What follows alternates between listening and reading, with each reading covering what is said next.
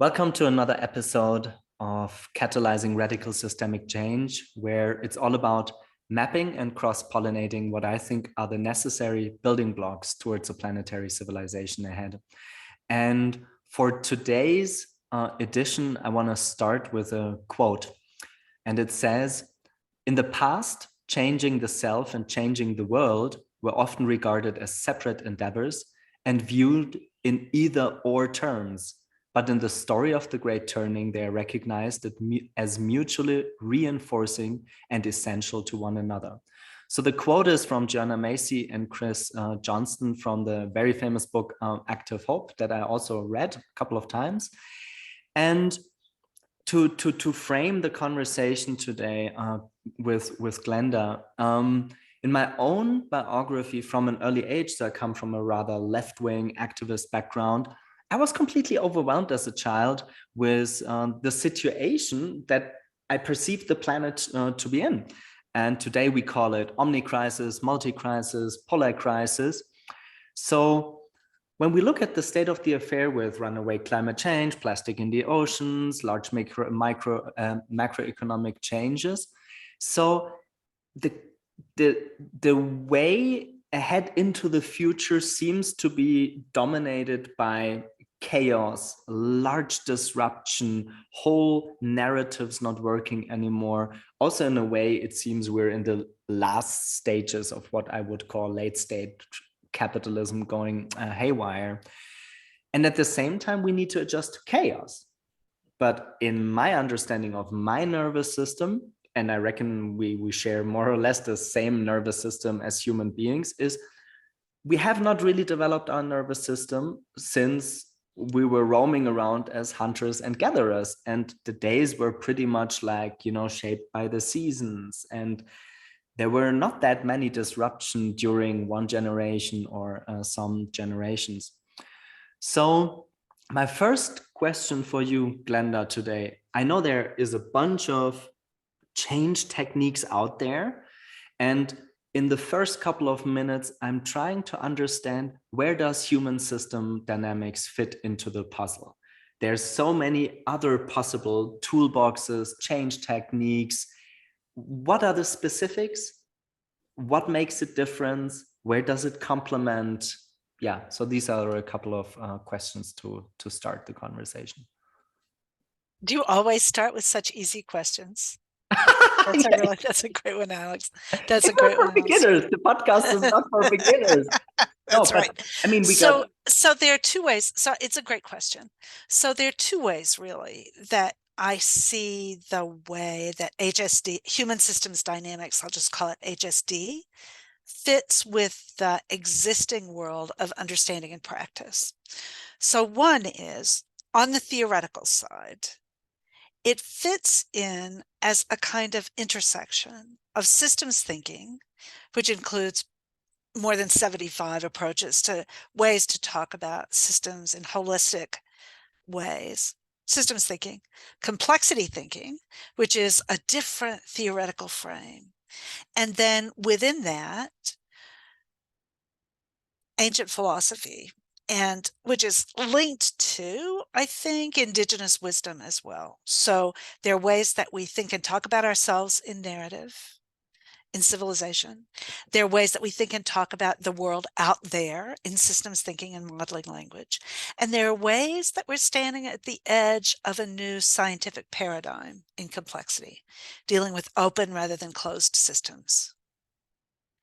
And so the other approaches to change management in a theoretical frame mostly ignore all of that, or they dive deeply into one of those or the other. So theoretical models that work with change have really clear and specific, usually fairly narrow if they're academics, histories of traditions in which they write. So there are ones that come out of the systems tradition. There are ones that come out of the complexity tradition. There are ones that come out of the broader humanist philosophy tradition. But HSD really draws from all of those and integrates into something that is coherent or tries to be coherent, but not closed. So that's the theoretical space is that it's integrative across multiple and that it is open. So most of the theoretical frames that you know are ones that begin with a boundary about what's the scope, what are the assumptions, what are the expectations, what are the definitions of terms, and then within that frame, you define what the knowledge is in a taxonomic system or interdependency or network or some kind of picture. Human systems dynamics is open boundary, which is to say it starts with the middle of a simple concept and then iterates it in a variety of contexts and spaces and emerges out into another pathway. So Mandelbrot did that in a mathematical system, beginning with a simple equation and generating fractals. We begin with simple practices and generate adaptive capacity for all levels of human interaction, from intrapersonal up to global perspectives, but we do not try to bound what that work is. So it's integrative and it's open. Integrative, open, and fractal. I think it's very interesting because I myself, in my own language, often quote Mandelbrot for Mandelbrot-Menge, like a self-replicating, Referential, self-referential fractal. Mm-hmm. When you say open source, I think it would help the listeners to draw from the genesis, because you're into developing this framework with thousands of others of people on the planet since multiple decades.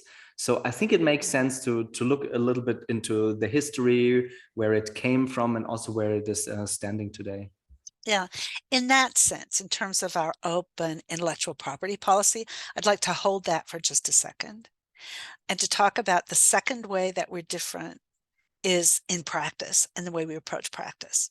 When we talk about open in terms of the systems world, it's a systems boundary kind of question, that HSD is not a bounded knowledge set.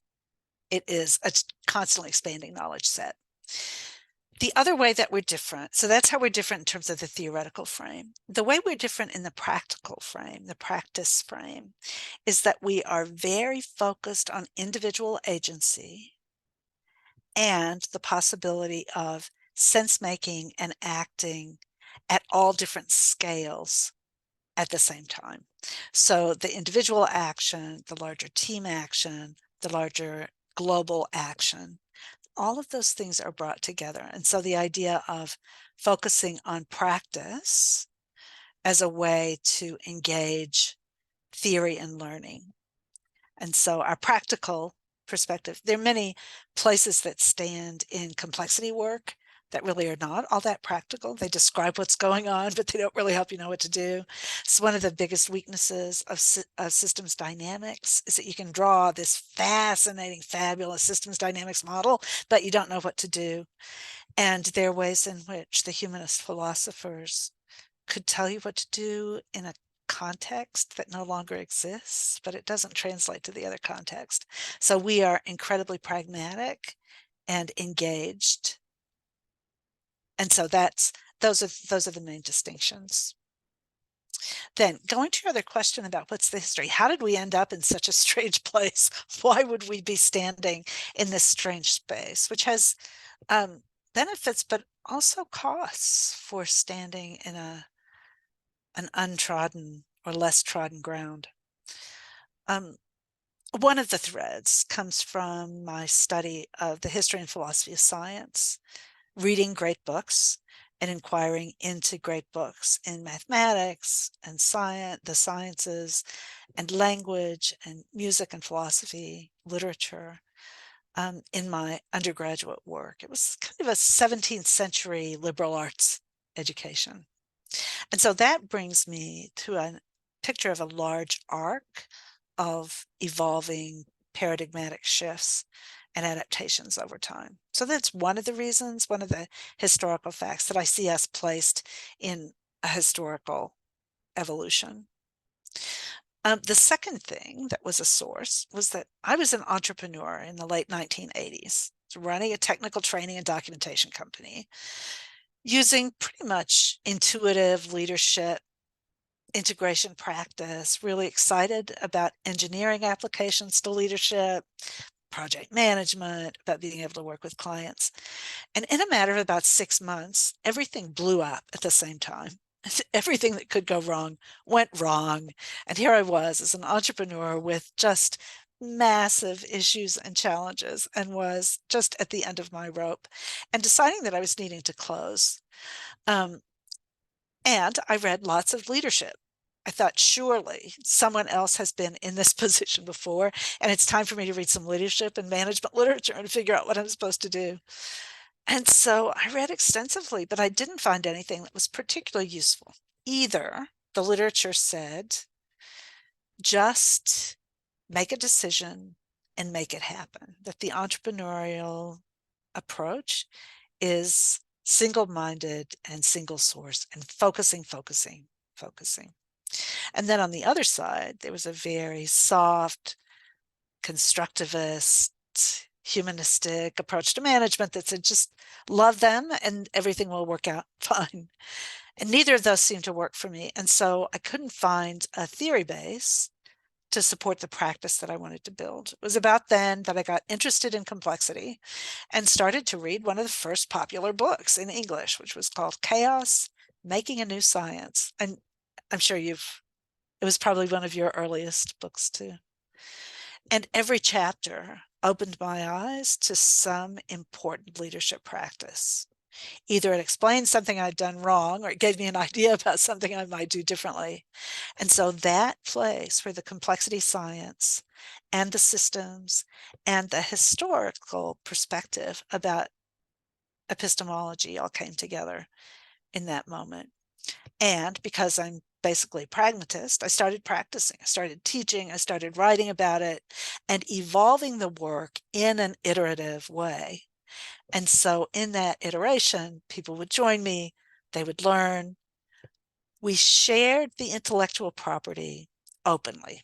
So this is the open source strategy that we have, is we want this knowledge, these practices in the hands of people that they can use, practice, expand, adapt, adjust this work so that it's a generative, continually growing, expanding work.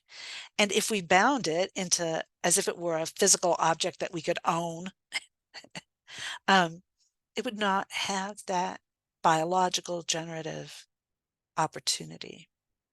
And so since in 2003, we've been doing that with the HSD Institute, inviting people in, almost like bringing them into a greenhouse where things are growing and shifting and changing, and we're learning and we're harvesting fruit all the time.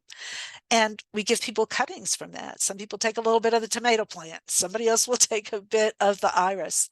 And they go and take those and plant them in the places where they are growing and learning and doing the work that needs to be done. And then they share and bring that fruit back again. And so it's that really yeasty, to mix a metaphor, a yeasty generative engagement that we have with an agreement that people who take from the Institute cite the source, tell them where the seeds came from, and share back the fruits of what they learn and teach, not necessarily to us, but to the rest of the community. And so it's that process of iteration and sharing and learning, continually pushing boundaries, addressing and adjusting what might be possible, that has been the process for evolution over time. So this open source is really, really key to our identity. I want to stay with open source. Are there any boundaries to open source? I wonder, whatever, if you're not quoted or if you feel like a certain important pattern, methodology, tool out of your set is modified in a way that you see not congruent with the original code anymore? Well, that's a really good question. And over the years, there have been a total of 3 people whom we knew who took the HSD work and presented it as their own with slight variation without giving us credit. And so that was for us another possibility for learning. And so we were in touch with them and said, we see this or have heard about this. Can you tell us how this fits in your perspective in the HSD simple rules? And in what way do you feel that this is yours and not ours? And those dialogues have been really, really interesting. Sometimes it's an, oh my goodness, I didn't realize that, I should have done it, because the work had become so much ingrained in their own that they didn't recognize the distinction. So sometimes it's just a new awareness, consciousness of what was going on. Sometimes they find it important to be able to monetize what's there, and they feel that they couldn't monetize it unless they claimed it and built a wall around it. And so the monetization becomes really important. In that case, we say, that's your need and you need to fulfill it. But these are the things that we would like for you to shift about the ways you're presenting it so that it is your monetized object and not our open space object. We've never seen the work really used badly ourselves. We've talked to potential clients who have worked with other people who were not adept at sharing the ideas, and so they didn't come across clearly. And so that is a problem, but we don't know any way really to stop that. But I can tell you a funny story, Alistair. I was in Delhi and I'd been there about a week. I was getting ready to leave and I had eaten something really not good the night before. I was feeling really sick and worried about getting on a plane to be for so long and so sick. And my host said, there's one more place we need to stop. It's a school for youth leadership and they really want to meet you. And I said, okay, we can go, but I'm feeling really bad, so I'm not going to be able to talk. I'll go, I'll meet them. We walked in and there was a circle of about 40 people in the room, and they were all teachers, and education is really close to my heart. And so I asked them, each person, to give a sentence about the work that they do so that I could hear a bit of the context around the room and get a sense of what the environment was.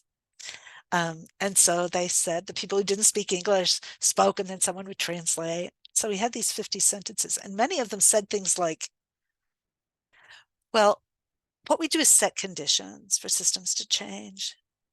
There are 3 factors that determine a condition. And so as people were going around, they were quoting my work, with clearly not realizing it was my work. And so we got around the circle and I said to the person who was the head of schools, this is really lovely and interesting and exciting work. Do you realize that it's mine? And he said, no, I didn't. I'm going to look. He said, I don't remember where I got it. I don't remember where it came from, but I'm going to go back and see and look. And he had read my 2001 book, Facilitating Organization Change, which was the first place that I really talked about this pattern logic. And he had so deeply absorbed it into his curriculum that he had forgotten where it had come from. And I celebrate that.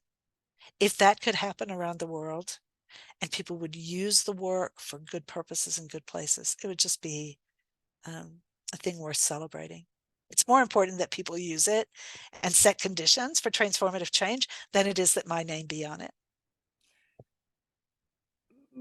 I totally appreciate that. I wonder, from the theoretical foundation to the genesis to radical open source, what else should the listener know before we dive deeper into the practice, the applications, give practical examples, best practice examples? Is there anything besides the genesis from the different sciences and the radical open source? I think probably the fact that we are radical theory, deep and ingrained in theory, and radical action. So that simple rule that we have about search for what's true and useful, and that we stretch both of those deeply. And I think that's fundamental to the work that we do. We push action as long as we can push it, doing what we think is working until it doesn't work. And then we go back to the theory and push the theory until we can't go any further. And then we go back to the practice. So that iteration of theory to practice, which is characteristic of every major paradigm shift that I've ever studied in the history of science, is that it has roots both in thought and practice. I think that's the only other thing, and that it is hopeful and fun. That in spite of the fact that we're in a time of tremendous chaos and uncertainty that overwhelms us, and possibilities that we have no idea how they're going to come or where they're going to come or how we're going to find our ways through it individually, institutionally, as a race, how that's going to happen. In spite of that, human systems dynamics gives you hope and possibility for whatever's next. And so it's a bit ironic in that. The only other quote I read on the website: certainty used to be the foundation of knowledge and action. Those days are gone. Today, uncertainty is the only certainty. Human system dynamics pattern logic helps you make decisions and take action, even when you can't predict or control anything in your world. I really think that's like at the very core of, call it a methodology for the lack of a better word, of HSD. Let's riff off that quote.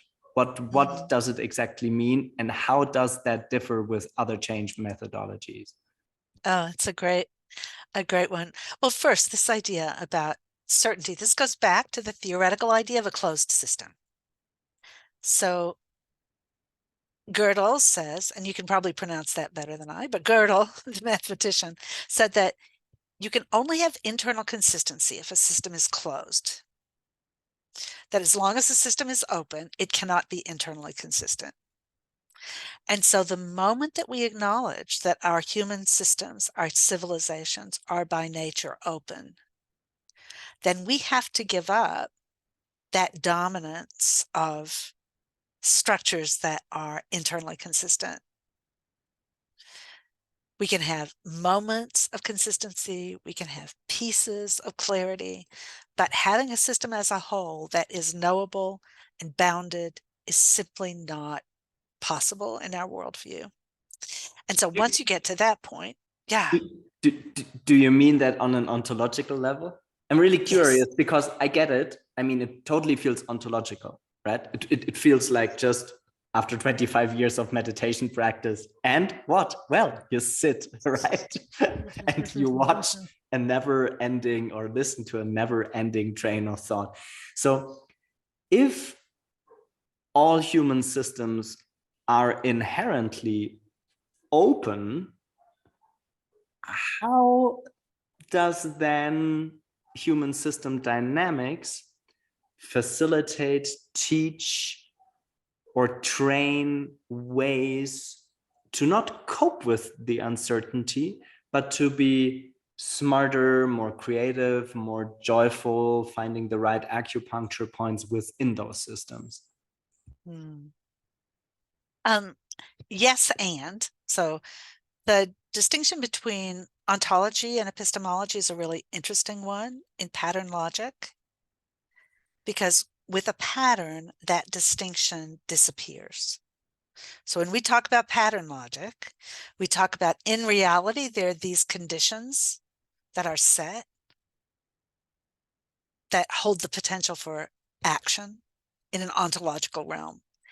And it just so happens that those same characteristics are the ones that epistemologically we use to make meaning of the sense.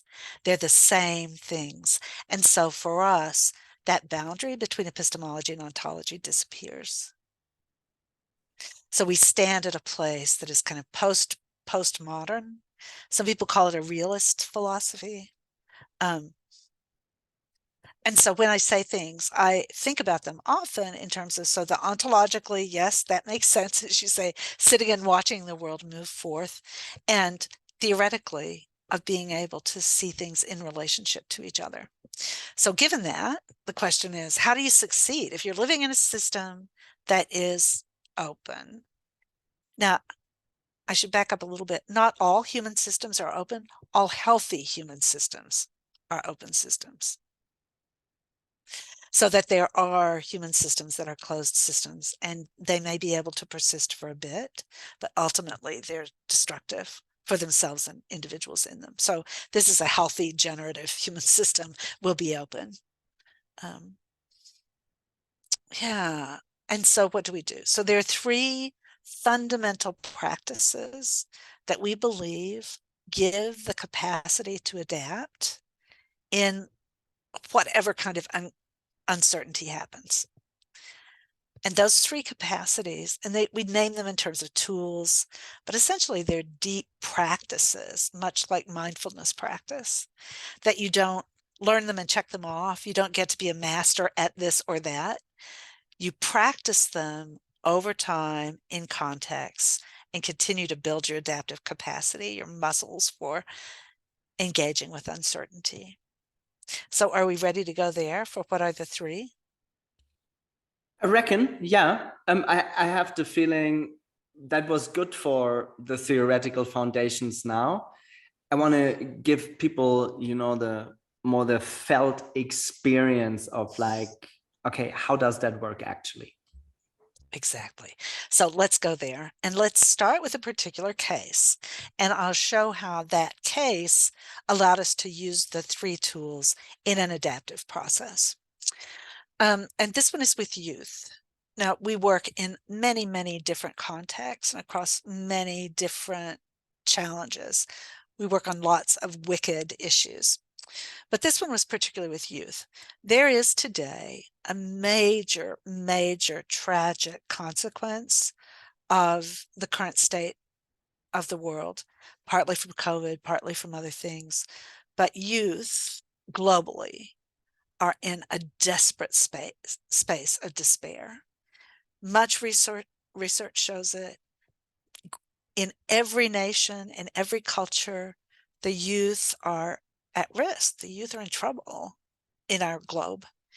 And so that wicked issue is coming up for us in many, many places. I'm sure you've seen it, Alistair, too, places and times when youth have given up, that it's hard for them to find hope. So there's one of our clients who's an international education association who decided to bring youth together into groups, bring youth into those circles who are doing wonderful, exciting things, and have them share with each other and establish projects that they might work forward together. So we worked with them to design it. And these were the ways that we used those three fundamental capacities in helping shape an intervention to give hope for youth globally. So the first thing is that we wanted to do something that would continually emerge. We knew there would not be a single solution that would work in all places for all youth and all children in all places, that each community would be unique. And so we knew that we would need an iterative decision-making process. And so we used what we call the core tool of adaptive action. What is the first question? Three-step iterative process. What is the current situation with the youth who will be together in this first meeting in Chicago? What are the ways that they're the same? What are the ways that they're different? What are the questions they're asking? So the client had planned to come and preach at them and tell them about what is possible. And as we looked at what was happening among the groups, we realized that the students themselves, the youth themselves, had tremendous gifts for what was possible and what might come. So our what step then led to the second step of our planning, which was so what? So what if there are these rich differences among these youth? So what can we do to leverage those and to support those and to harvest the energy in those? And the now what was essentially to invite them into pair dialogue and trio dialogue, and to host conversations where each of them was invited to define what their gifts are to the world and to share those gifts with others who were in the room. And so they were giving and receiving the gifts of themselves in this space, in this possibility. Some of them were athletic stars. Some of them had read good books. Some of them liked to write poetry. Some of them grew vegetables in the back garden. But that opportunity then set conditions. We saw what was the pattern. So what was the potential in the pattern? Now what were we going to do to help set conditions for that pattern to bear fruit? So that's one tool, is the adaptive action. The second tool is pattern logic, and it allows us to see what are the critical aspects of those students. So we might have said, looking at this group of students, what is their socioeconomics? What are their ages? What are their sizes? What are their interests? So there would be many, many different ways we could characterize this group of non-normal youth. But the way that we do instead is to ask 3 questions. What are the similarities? How are they all the same? All these students, what do they hold in common? What are the differences that make a difference among them? We saw their gifts differing. And how do they connect with each other? Well, we realized that they don't connect with each other by preparing presentation or by theorizing, but by talking with each other about themselves, that their exchanges at that age and in that development to talk about themselves was the connection that would work. And that pattern logic, that discipline of looking at things through that mirror, allowed us to see them in a way that was useful for them, not for us, but useful for them in the system. And then the third tool, so adaptive action, pattern logic, and the third tool is inquiry. The humility and the openness to be able to turn judgment into curiosity, so that humility becomes a core competence in dealing in a world of uncertainty. The moment that I begin to feel or express a level of expertise or certainty or privilege or power in that way, it's in that moment that the world collapses, and sometimes it needs to collapse into a particular space and time. But if I want to stay in an open, generative, creative space, then to stand there in inquiry is the competency I need to do that. I mean, this sounds very simple, almost simplistic. So is it that you think, for the lack of a better word, the building blocks of human system dynamics are so on such a deep code level, hence it's possible to open source them, hence they are by nature simple, maybe even simplistic, and hence almost like a grammar that to most people they don't use consciously when they use their mother tongue or advanced enough in another language, that you almost forget them once you become aware of the theory behind the practice and action. Mm-hmm. Yeah, it's a That's how it great feels. observation. It's a great observation. And it also is, people before they hear the tools often have been practicing them unconsciously.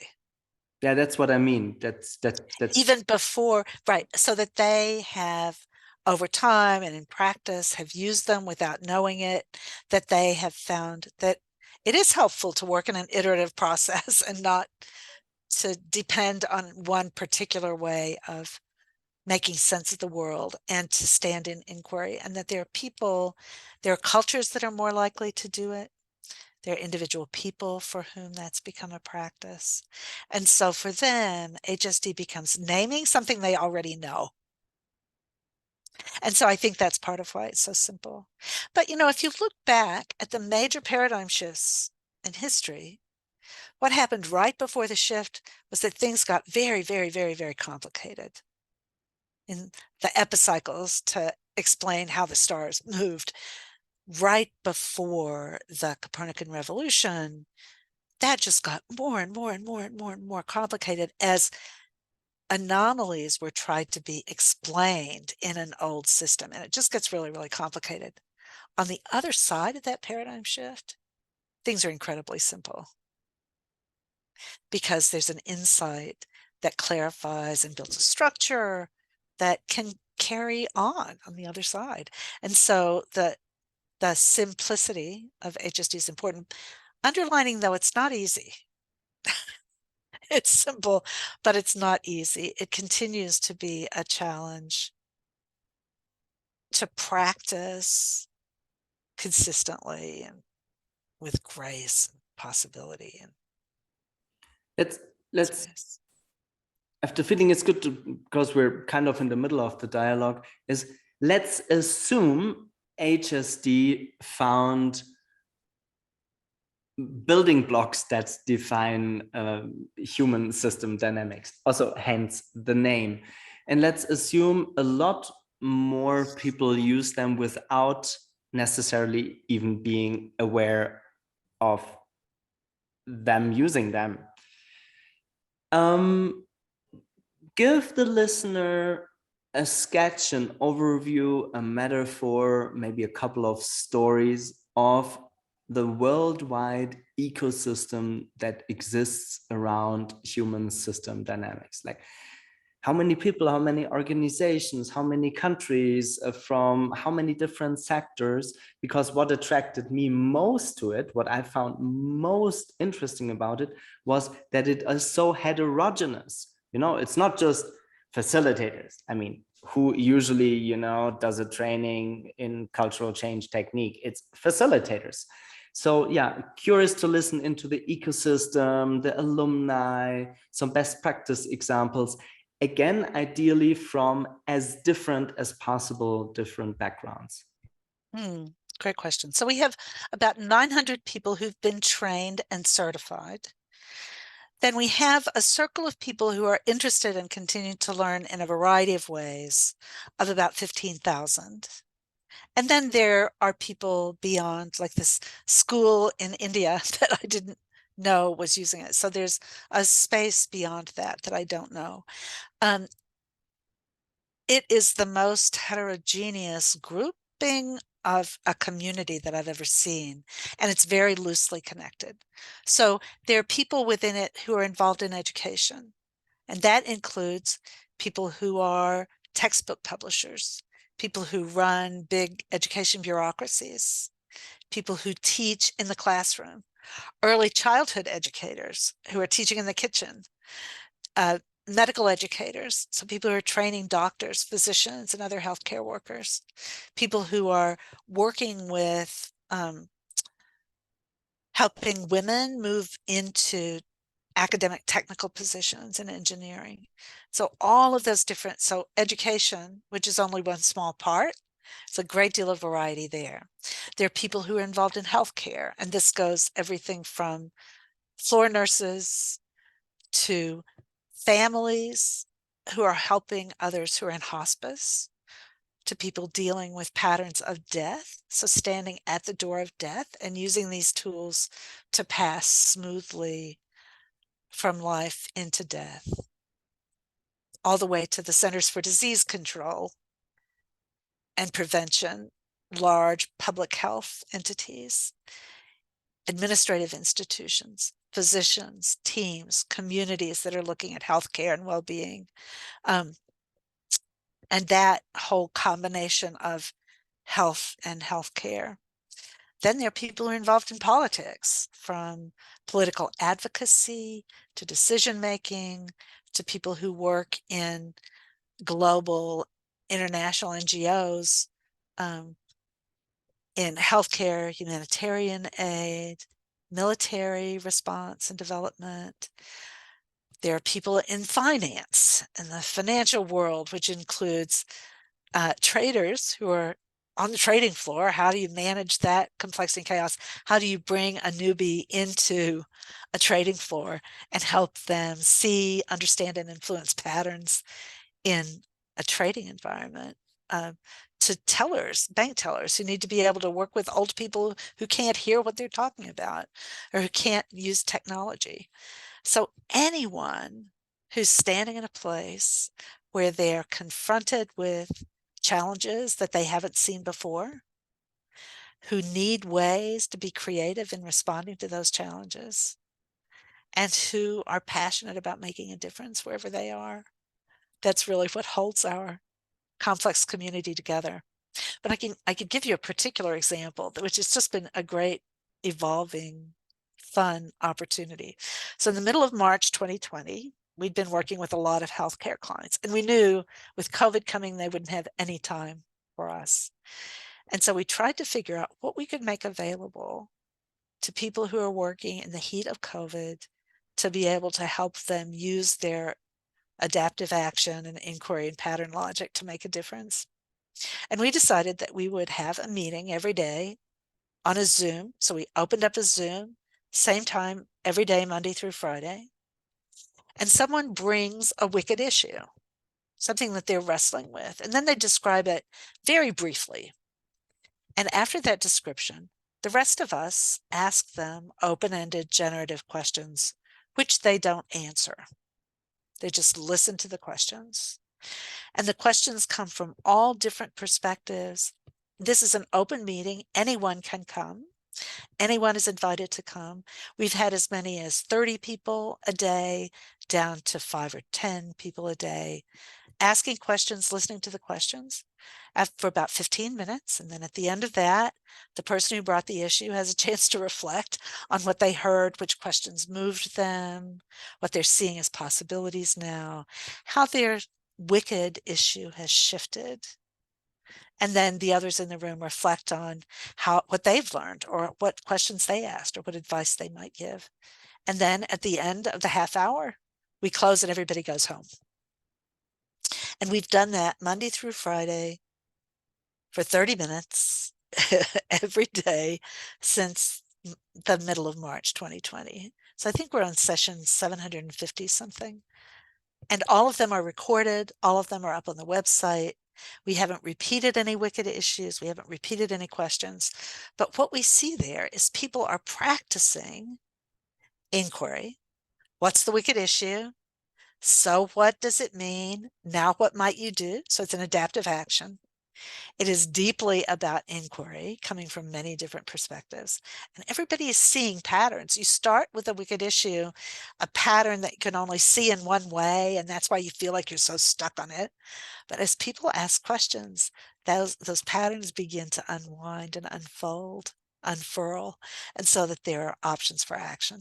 So that community has been really the best example of a community where people come together using those three tools in a really focused way. And it's a lovely community. We don't know much about each other. We come from all over the world, many different disciplines, many different historical perspectives, many different practices, many different religious persuasions. And yet in that moment of adaptive action, inquiry, and pattern logic, we show up together in a totally generative moment. So that's the world that I imagine, Alistair. If I imagine a world in which HSD has been adopted or absorbed or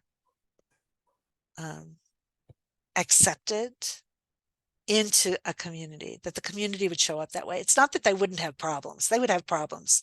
But when they had problems, they would be supportive of each other in unbraiding those problems and finding a pathway through them. so that no matter how chaotic, this is where the hope comes from, no matter how chaotic the world is, no matter how much danger or pain or difficulty there is in a world, that we could come together and recognize the pattern for what it is and find an action that leverages whatever agency we have in that space and time.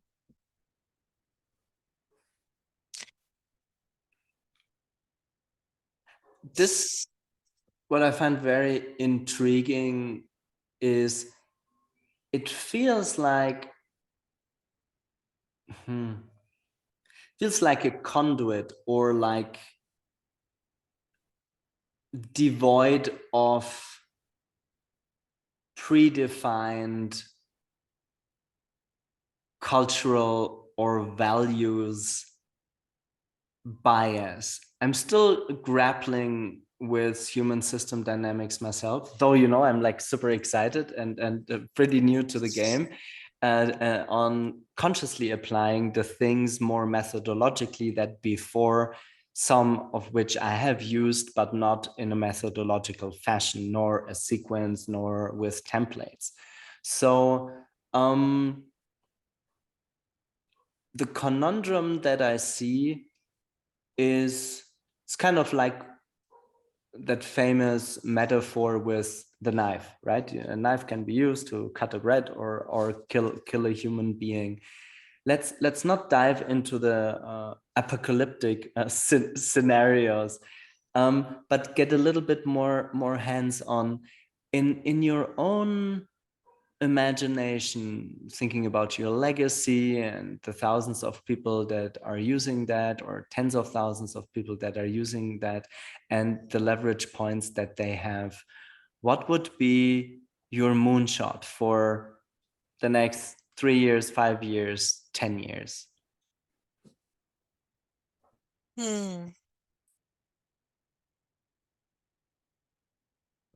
It's a lovely question.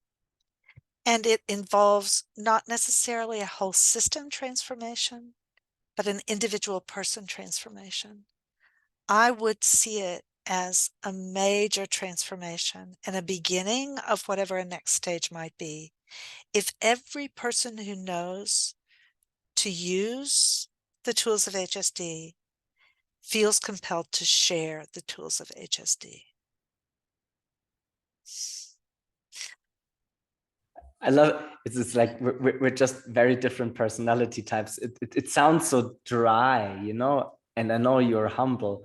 I wonder more in terms of some of the wicked issues we collectively face.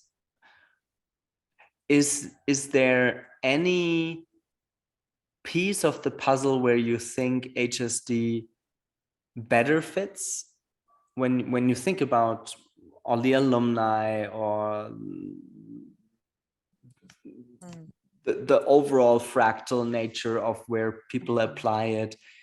Is there any niche where you think this is where it should stick, this is where it's desperately needed, or this is where I don't yet see some of the work methodologically applied?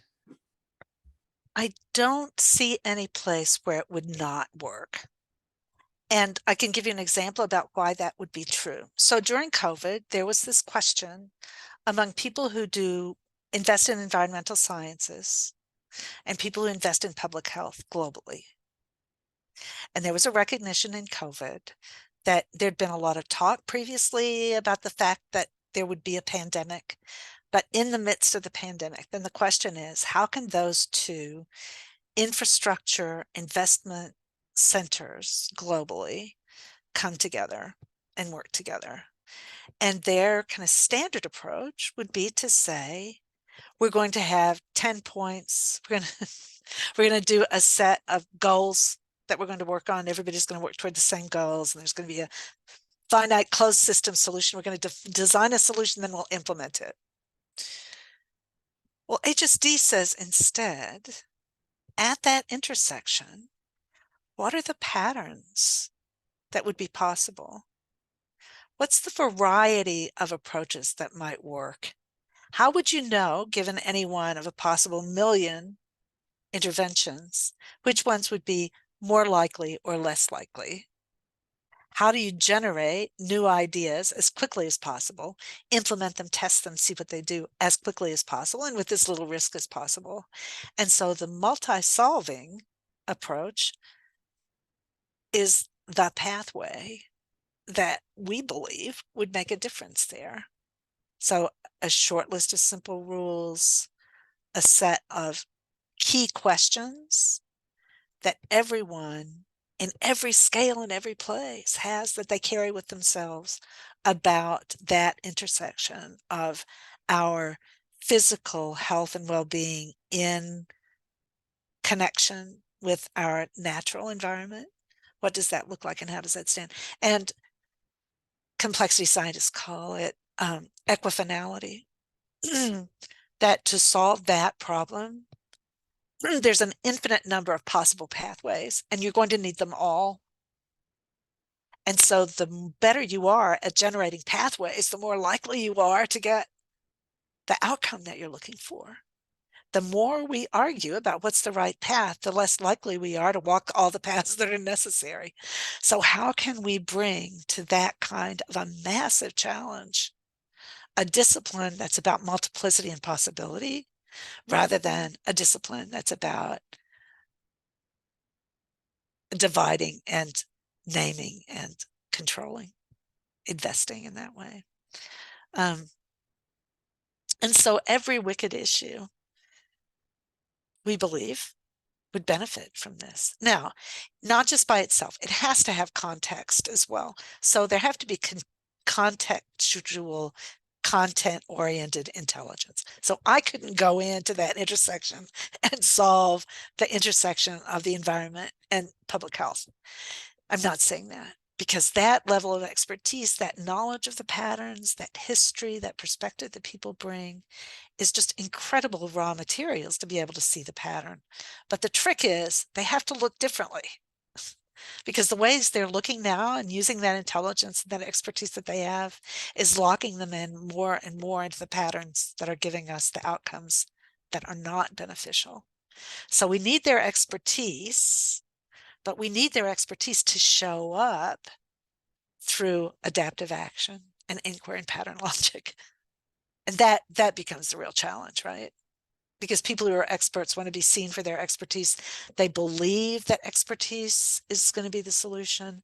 They've, since enlightenment, they've been committed to it. They've invested themselves and their institutions in it. That I see as the biggest challenge, is drawing from that incredible intelligence that our systems currently hold and reforming it so that it is flexible and adaptive and conducive to a generative engagement moving forward.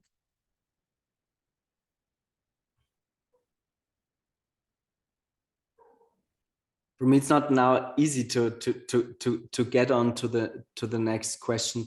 I think what I'm mainly excited about is, after a couple of decades of that work, and me encountering, or me rather getting introduced to it, I can only say it's for the first time since I'm 24, so 19 years ago, when I stumbled over integral. We're not going to dive into integral and dissect that from HSD, but it's for the first time that the framework intuitively makes sense, and like applying it, getting the methods, the tools, the templates ready simply feels like smoothing an innate capability that I drew myself from various different disciplines.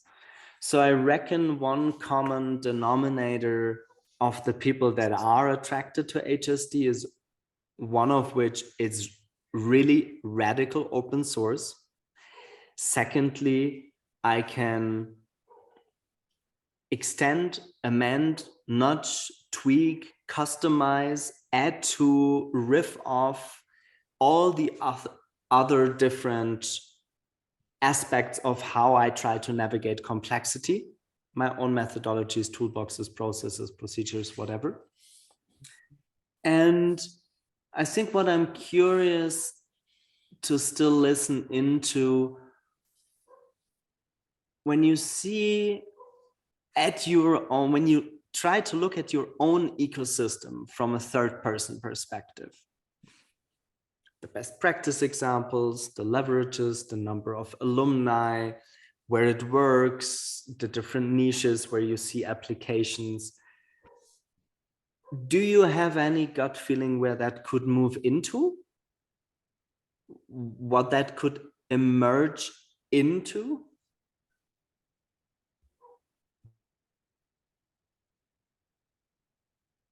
Yes, in two ways. One is more realistic than the other. The less realistic one is that it would become that these three practices would become as embedded in decision making in human systems as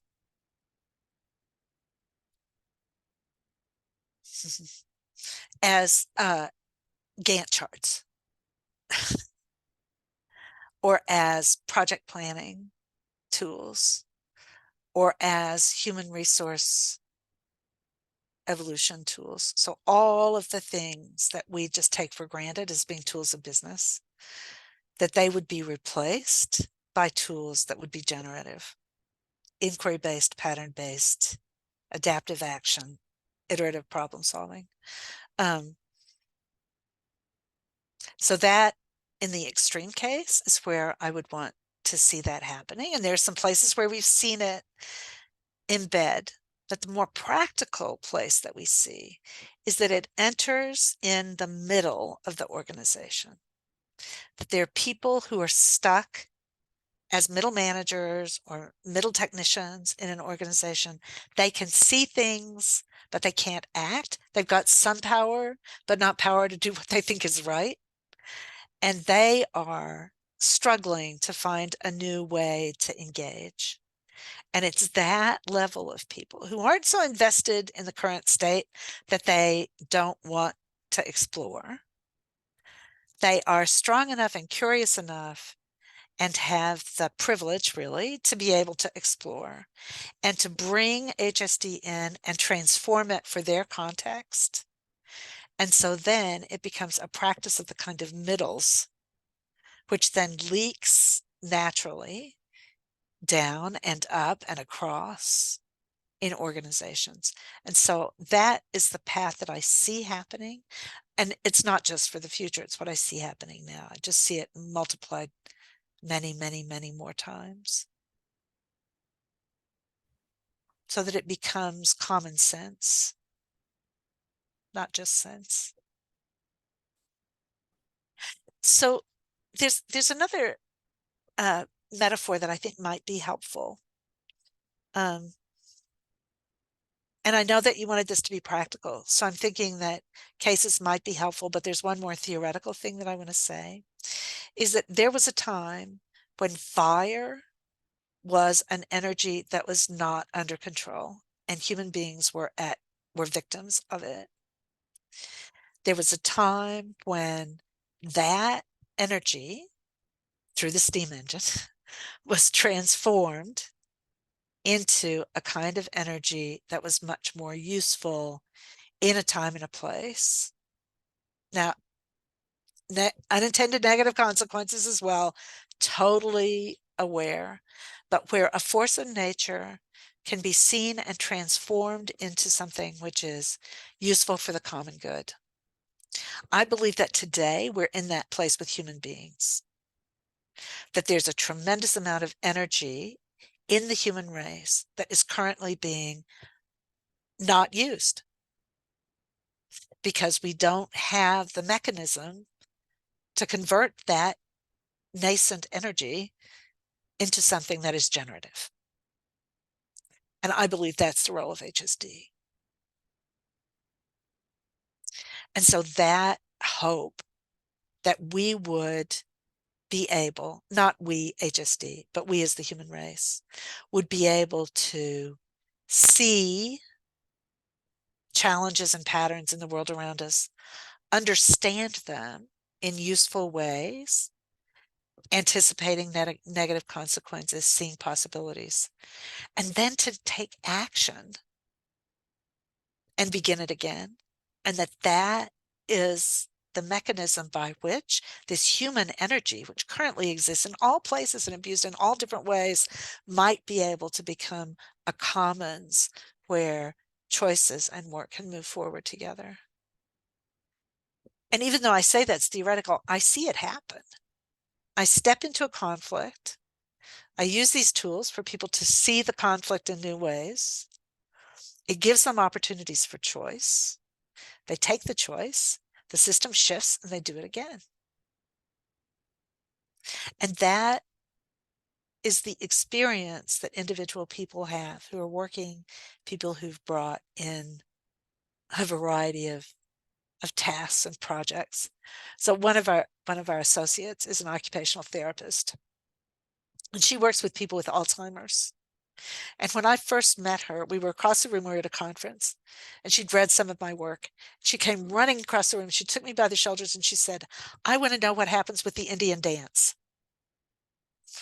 And I said, "Excuse me, what's the Indian dance?" She said, "It's a pattern that when you have a room full of Alzheimer's patients," she worked with veterans hospitals in the US, so she had large wards of many, many Alzheimer's patients. And she said they're standing up, say 30 people standing, these would all be men, standing up and just standing still. And one of them will begin to rock. And when they do, the ones close to them will begin to rock. And then when they rock, that first one rocks enough, gets far enough, they get out of balance and they take a step. And then over time, the whole room self-organizes, so they are all marching in line. And she said, "I want to understand how that happens." And so that's the work that she's done. And today, what she does is to use pattern logic and adaptive action and inquiry to establish contexts in which people with Alzheimer's function at their highest possible level. A world that they're familiar with, that's comfortable with them. So the space that they're in matches whatever the space they're competent of seeing in cognition, and it releases their potential to be present in a social space again. I feel I want to end the recording with me still grappling where to position HSD actually. For me, it feels at best like almost like a meta cognition or a meta methodology, because the more I discover it, the more I discover I actually already intuited most of the pieces. I was just not using them so consistently, and I was not aware of putting them into templates and how to sequence them. That's one way.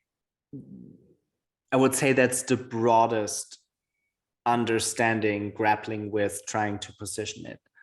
In a narrower sense, when I see it in a set of toolboxes for cultural change techniques, I really love the simplicity, the compatibility with other techniques, and that it is really agnostic to background. You don't need to be spiritual, you don't need to be very intuitive, you don't need to be very, let's say, intellectual, but also you don't need to be like a specialist in anything. It's almost as if HSD were complementing something like mindfulness, which in my understanding, mindfulness is also more like a meta faculty that you continue developing. but there's no end to it. You just become more refined and more refined, kind of whatever. 10 years later, you're becoming aware of even subtler aspects of your own being and the way your mind works, and maybe consciousness itself or something like that. And complementary in the sense of, I've really not made this up, this now live, complementary really in the sense of, as we approach reality, I really now mean this rather in a realist ontological way, you know, most of us need to work, some of us have children, we are all going to die. We as the human race are truly collectively, you know, are faced with entangled, wicked issues of a scale, size, and complexity unbeknownst to us ever as a human race. For me, that's just, I mean, it's just a factual statement, right? And I know I'm left-wing, I'm tattooed and whatnot, but, you know, even most conservative politicians today would at least acknowledge some of the entangled, wicked issues. And it seems like HSD can be recommended to people that are already highly educated, highly specialized, they have multiple trainings. That's one way.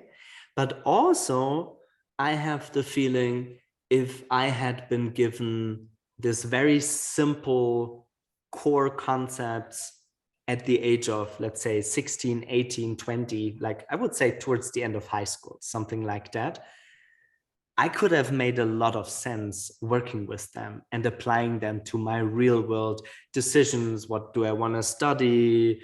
Do I really want to take a year off and stuff like that? So it feels like infinitely customizable, like all the way up and all the way down. Anyhow, these were many words from myself. How do you feel like It's wrapping so up lovely. It's our so our lovely. dialogue? It's so lovely, the theory and the practice.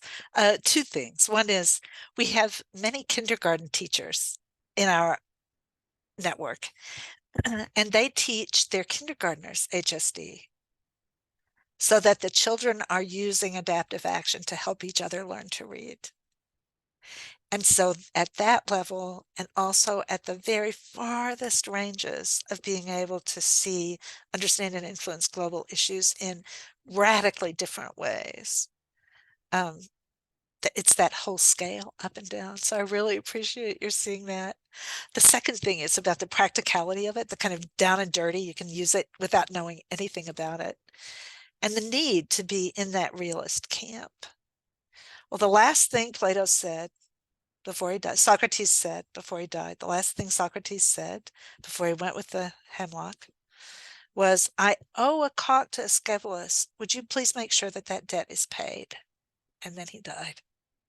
And so no matter how much we are aware of or engaged in theoretical work, we are still human beings inhabiting bodies, and those bodies have to be fed, and those relationships have to be fed as well. And so I think that that aspect, that embodied realist aspect of our experience as a civilization, is what's going to get us through whatever comes. And so the more that we can give tools and capacity to that, I think the more likely we will be to come through it whole. I have nothing to add to that beautiful, philosophical, metaphorical, juicy end, Glenda. Cool. May we as a collective species discover the ingenuity we all possess and use the collaborative advantage we all have to work more together, all the way up, all the way down, to solve, hopefully, I don't think all, but let's hope at least some of the wicked issues we collectively face. Thanks for the conversation, Glenda. You're welcome. Thank you, Alistair. What a lovely invitation. Thank you.